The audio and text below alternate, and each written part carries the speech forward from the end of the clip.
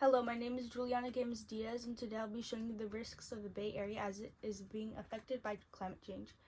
The San Francisco Bay Area is in danger of significant flooding as the sea level is predicted to rise by around 1 to 3 feet by 2025 and 6 feet by 21,000.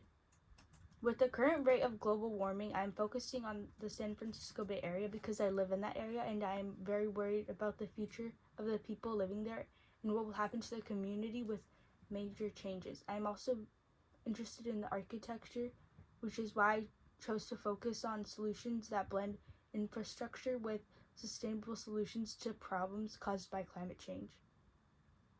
Although flooding in the San Francisco Bay Area is often framed as being inevitable, the predicted flood risks comes as a result of land subsidence and lack of proper land use planning. By taking a closer look, it becomes clear that the wetland restoration is the most reliable and sustainable solution to protect Bay Area communities from flooding along with green urban infrastructure. The best long-term solution to prevent future flooding is wetland restoration. The wetlands are a crucial part of the environment because they act as natural buffers, acting as sponges that absorb floodwater.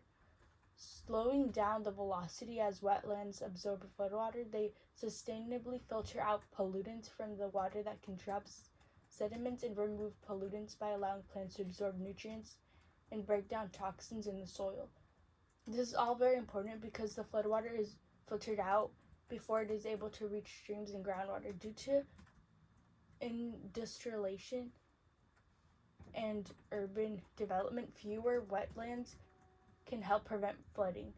This is clear as before urban development, the Bay Area naturally had an abundance of wetland systems. However, as of now, 90% of it has been filled or developed. This is extremely concerning because the Bay Area should have a lot of wetlands due to its location in a major estuary. However, it's possible to restore wetlands. Restoring wetlands offers several benefits. Wave attenuation. Wetlands could reduce wave height by over 90% over short distances. Sediment trapping.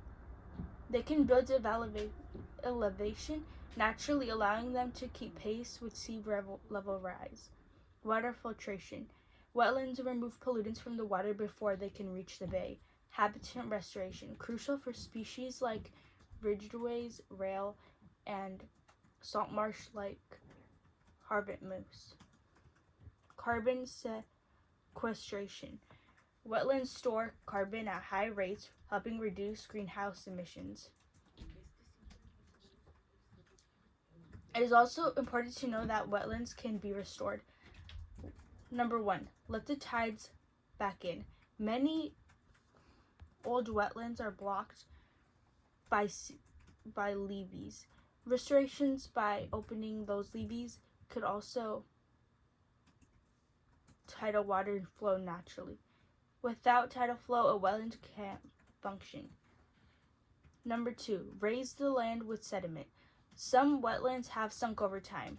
Projects in clean sediment or tides deposit mud naturally until the ground is high enough for the plants to grow. 3, native marsh vegetation. Once the elevation. Number 3,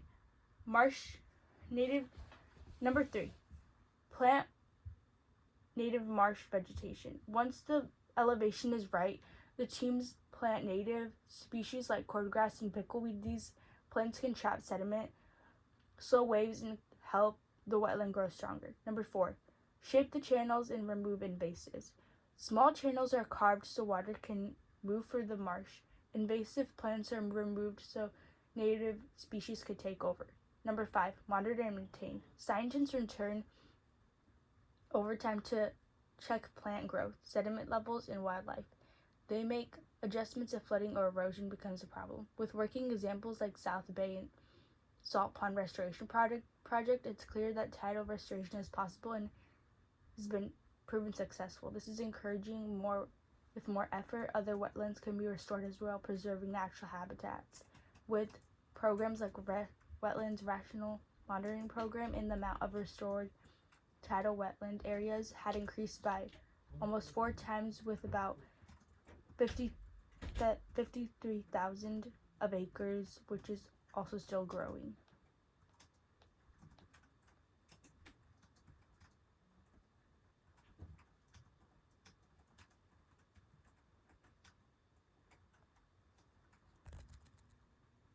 Yeah. Green urban infrastructure is a great way to lower the impact of sea level rise by improving the Bay Area infrastructure, which doesn't use land subsidence to prevent flooding. Different structures added to buildings or streets that are designed to manage water and mimic the water cycle in order to reduce flooding. The U.S. Environmental Protection Agency, EPA, estimates that 10 trillion gallons of untreated stormwater runoff containing everything from raw sewage to trash to toxins enter U.S. air waterways from city sewer systems every year, polluting environment and drinking water supplies. Melissa Denchak, NRDC. All of the following infrastructures are built to absorb stormwater in different ways and water the nearby plants. Rain gardens and biowhales.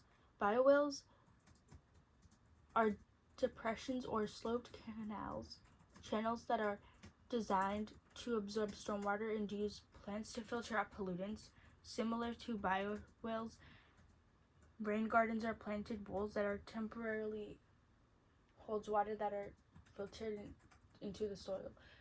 Biowhales are a bit different from rain gardens because they guide the water to places meanwhile filtering it. For example, biowhales could hold stormwater and guide it to the rain garden. Green roofs and walls. Adding plants to greenery, the roofs and outside walls of the buildings in order to collect rainwater and slow down its release.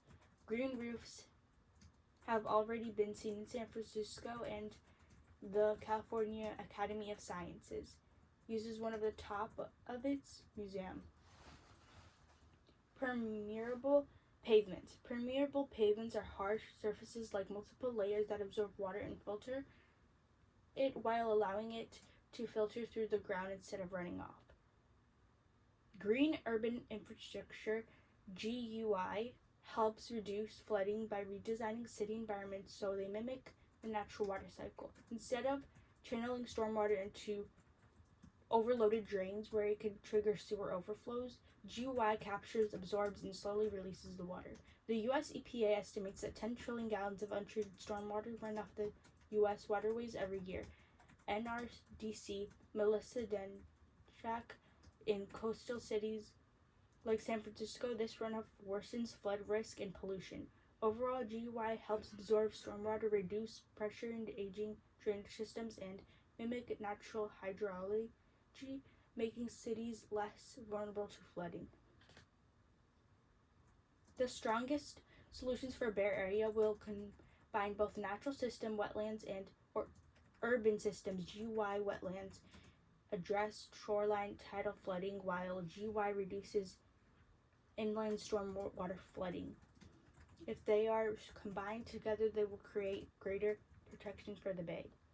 Wetlands defend against sea level rise and storm surges. GUI manages rainfall, runoff, and local flooding. This combination reduces stress on traditional gray infrastructure such as levees, sewer lines, and seawalls. Hybrid construction projects in coastal regions such as New Climate Friendly Hybrid headquarters in the Orison region demonstrate human infrastructure can be built in harmony with coastal landscapes.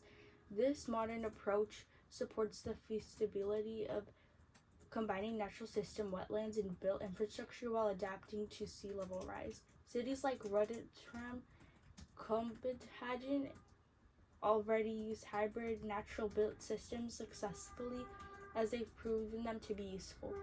The Bay Area has also used those examples and adapt them to local coastal systems and communities. Although combining two may have seemed excessive to some, taking preventative measures seems like the best option because they're being better prepared and can help save money and better infrastructure properly, as well as restore as many wetlands as possible. The hybrid infrastructure has many strengths, such as hybrid complementary strengths. Golden Triangle Marsh plus surge barrier shows wetlands can absorb and reduce wave storm energy before reaching hard flood defenses. Miraboo Water Garden and Islewife Brook illustrate how restored or constructed wetlands can manage urban runoff, reduce flooding, and improve water quality, not just shoreline protection. Urban implementation works even in dense cities. Berthen, Water Square, and Copenhagen show these dense, built-up cities integrate blue-green infrastructure alongside traditional systems without sacrificing urban amenities.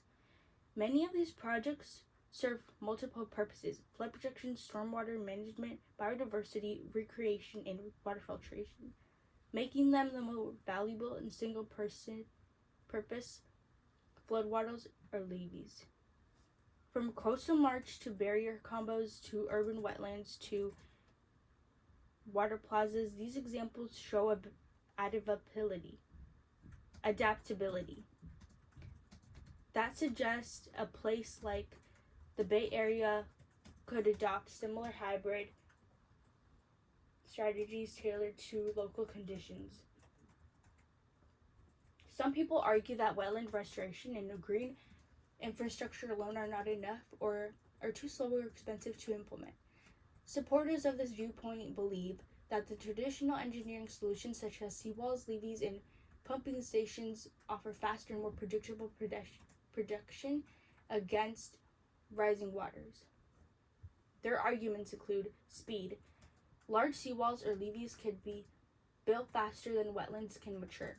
Reliability. Engineered barriers offer more clear, measurable protection heights. Urban constraints. Some shoreline areas are no available space for wetlands or bioreserves.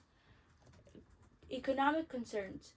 Wetland acquisitions, long-term monitoring, and sediment management can be costly. Political will. Some communities view the natural solutions are too experimental and compared to conventional engineering.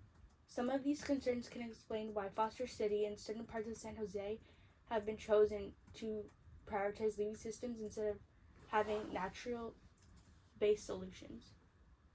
Understanding these views is important when considering blended adaptation strategies. Solutions. A practical solution for a Bay Area integrate wetlands is upgraded green and gray infrastructure. Restore large wetland buffer zones along the shoreline, especially when areas with such as South Bay and salt ponds. Enhance urban with GY, biosales, rain gardens, and permeable pavements to manage stormwater and reduce runoff flooding. Use targeted gray infrastructure. Raise loads, improved levees only where natural solutions aren't possible. Community involvement and funding. Local support grants and environmental organizations can overcome financial and political barriers. Architectural innovation. Future buildings can include living in shorelines, elevated structures, and amphibious design elements. This hybrid solution addresses both tidal and flooding from the sea level rise and inland flooding from the rainfall. The future of the Bay Area is in danger and is in hands of the community to protect the land and flooding impact. Although sea level rise is not necessarily inevitable, the impact depends on what steps we have to take it to save it now. If we focus on taking measures such as wetland restoration and green urban infrastructure, the Bay Area is having Sustainable solutions to prevent flooding and protect the community. By planning and restoring wetlands and building cities like that, we have built-in infrastructures like the ones I've mentioned. The Bay Area can remain safe from flooding and last longer. Planning is important as building takes a lot of time, especially with a large area with a lot of land to cover, and this could also help reduce cost and prevent future damage.